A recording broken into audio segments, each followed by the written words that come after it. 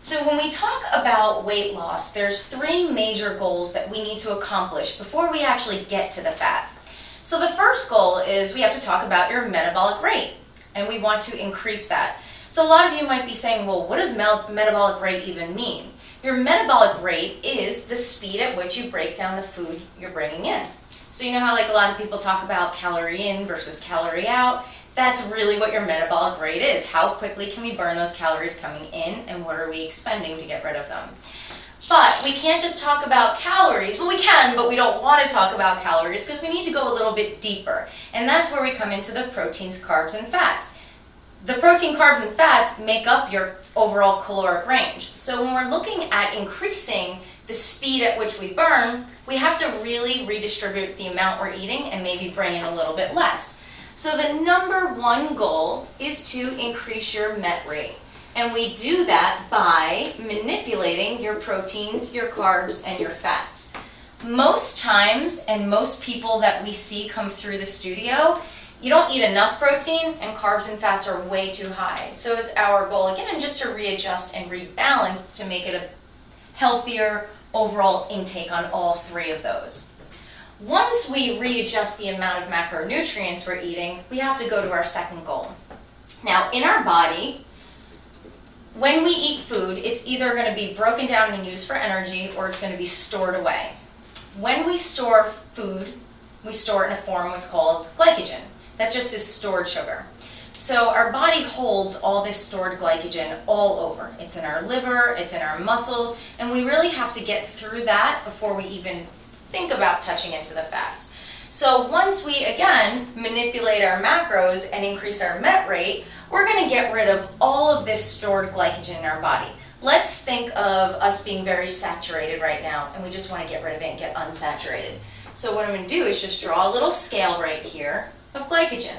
We're really, really heavy and high in glycogen, and the goal is to get rid of it and come back down here. All right, so that's the second goal. The third thing we want to do and talk about is moving more towards what we like to call a ketogenic metabolism. Now don't be, a little worried here. That doesn't mean we're going to be on a ketogenic diet. The word ketogenic just really means fat burning. So carbs are our ultimate fuel source, right? It's the first place that our body runs to for energy. So when we eat them, we break carbs down first. We use that for energy. We also store the glycogen in our body. We can use that too. When we really want to lose weight and really tackle the fat in our body, we have to start relying on fat as energy. So we want to stop being so glucose dominated.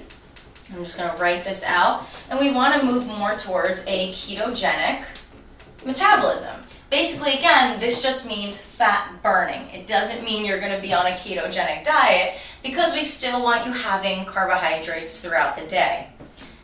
So I'll resurface that again, when we manipulate our macros, we increase our metabolic rate.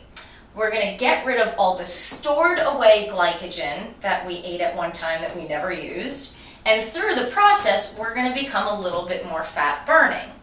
Now, I do want to say something about this glucose ketogenic type thing. You're never going to be on both ends of the spectrum at the same time. Either we are burning or we're storing. You can't do the same thing at the same time, so it's either one or the other. Now, when we're talking about this, anytime we eat, especially if we're having any kind of carbs, whether it's fruits, grains, sugars, anything carb-based, you're going to be more glucose dominated.